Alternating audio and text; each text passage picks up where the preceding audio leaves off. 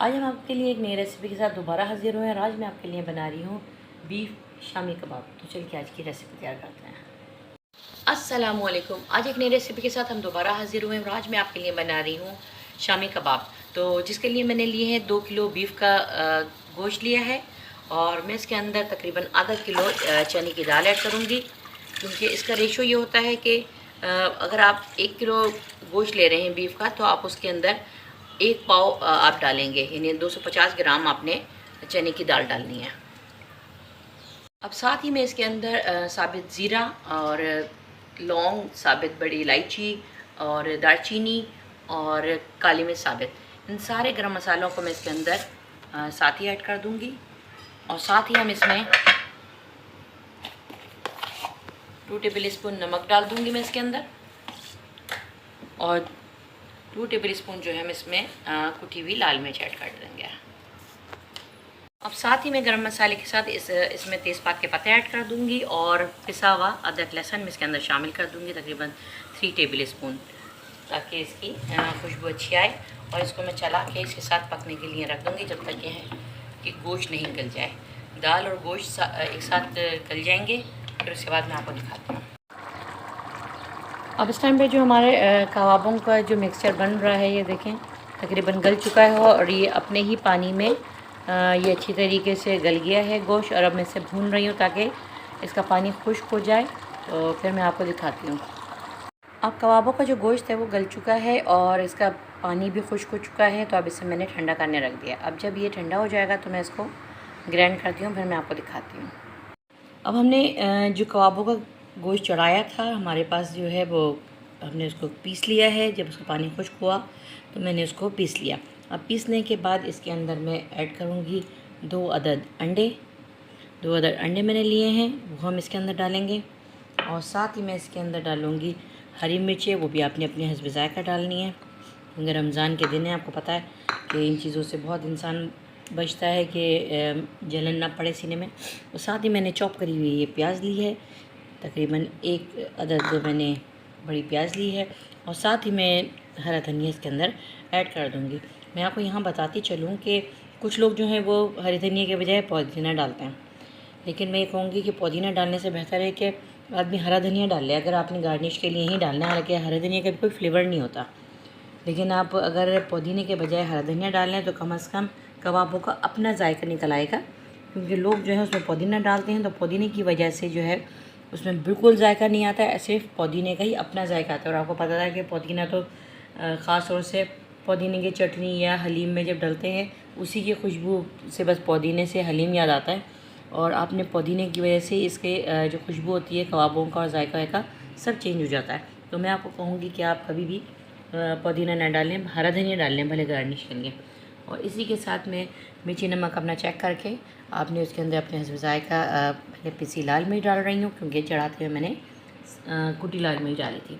और साथ ही मैं इसके अंदर सवा गरम मसाला ऐड करूँगी अपने हस्ब ज़ायक़ा।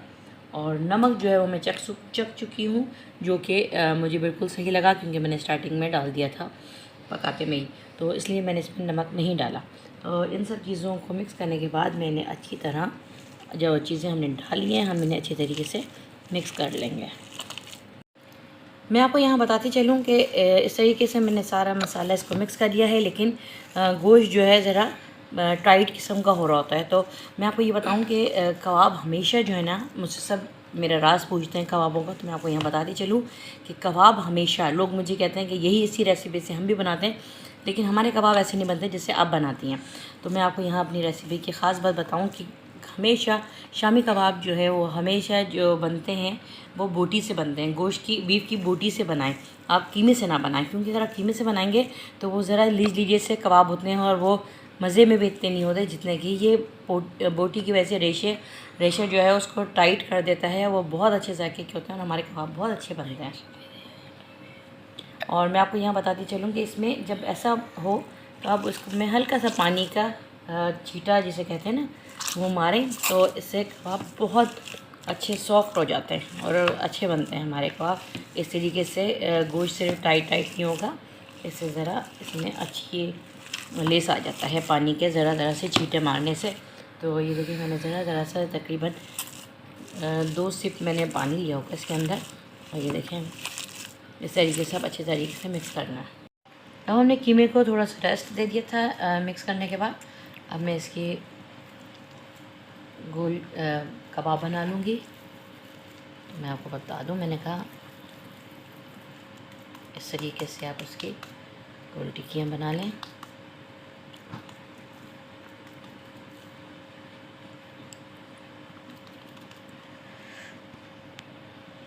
अब एक पैन में मैंने ऑयल गरम करने रखा था और हमने अपने कबाब जो हैं वो फ्राई करने शुरू कर दिए। जब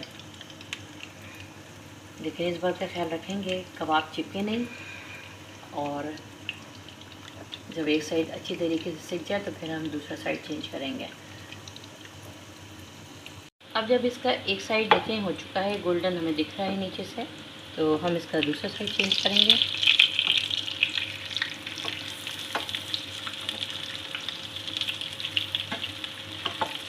और मैं आपको यहाँ बताती चलूँ कि जब भी आपने अगर फ्रीज़ करने के हिसाब से बनाना है कि आप बाद में भी यूज़ कर सकें, तो आप उसमें बिल्कुल भी जो है प्याज और हरी मिर्ची वगैरह बिल्कुल भी नहीं डालिएगा। वो आप सिर्फ सादे ही मसाला मिलाकर आप उसकी टिक्कियाँ बना लीजिएगा।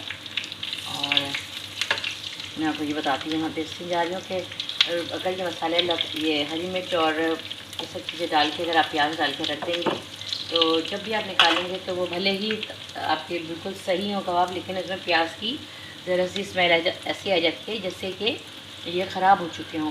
तो इसलिए मैं आपको यहाँ मशवरा आपको दे रही हूँ, अपना ज़रा सी टिप्स बता रही हूँ कि जो मुझे फ़्रेश खाने होते हैं तो मैं उसमें प्याज मिलाती हूँ और हरी मिर्ची और ये सब चीज़ें, और अगर मुझे फ्रीज़ करने होते हैं तो मैं उनमें ये सब चीज़ें नहीं मिलाती हूँ। आज की बनाई हुई रेसिपी हमारी रेडी हो चुकी है, और आज मैंने आपके लिए बनाए हैं शामी कबाब और बीफ की बोटी से। और आपको इंशाल्लाह मेरी आज की रेसिपी ज़रूर पसंद आएगी, और आप मेरे चैनल को लाइक शेयर एंड सब्सक्राइब करना नहीं भूला करें, और अपने कमेंट्स में मुझे ज़रूर बताया करें कि आपको मेरी बनाई हुई रेसिपी कैसी लगी। इंशाल्लाह एक नई रेसिपी के साथ दोबारा हाजिर होंगे। जब तक के लिए मुझे इजाज़त दें। अल्लाह हाफ़िज़।